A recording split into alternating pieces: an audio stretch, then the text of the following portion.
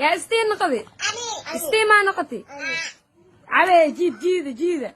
ciidamada booliska Soomaaliyeed ayaa gacanta ku soo dhigay haweeney ku eedeysan in laba caruur ah oo ay dhashay ka duubtay muuqaal ay siinayso shiishad kaas oo lagu baahiyay baraha bulshada sida uu sheegay maamulka gobolka Banaadir gudoomiye ku xigeenka dhinaca amniga iyo siyaasadda gobolka Banaadir Cali Cabdi Wardheere oo loo yaqaan Cali Yare ayaa sheegay in haweeneydaasi u gudbin doono laamaha garsoorka si lagu qaado dambigeeda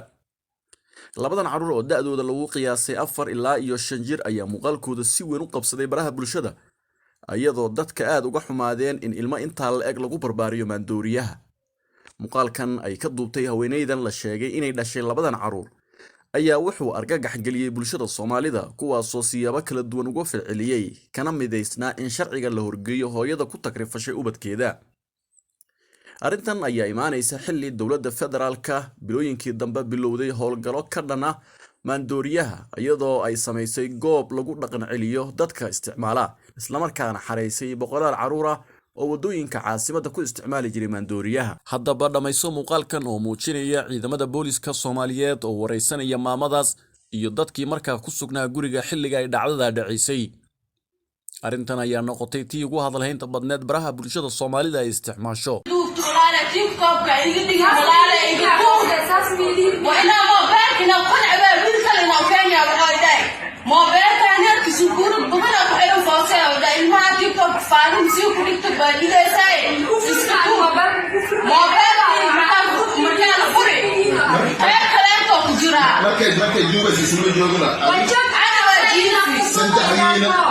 لبض عنك يا عزيز إيوه يحيى انت اسمي سجوجين مركز جوبس موسى يشوف ما أنا خلاص موسى يشوف قبل كل يوم ما أنا خلاص قبل إن شاء الله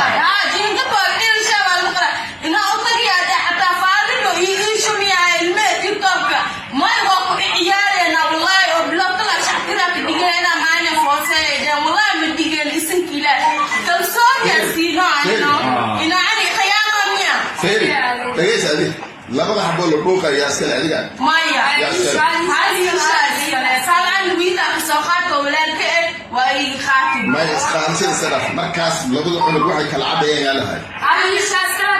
أنا مبري على هاي السكال هذه الشيء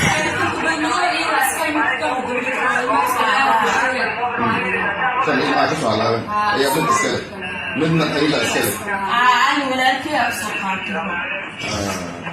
marka waa soo joogteen markii waxa soo sameeyay waa joogni waxana walaal ilmaha diyaar shacsi speaker video markii ilmaha laga duway ma joogtay waa jiifi ma joogtay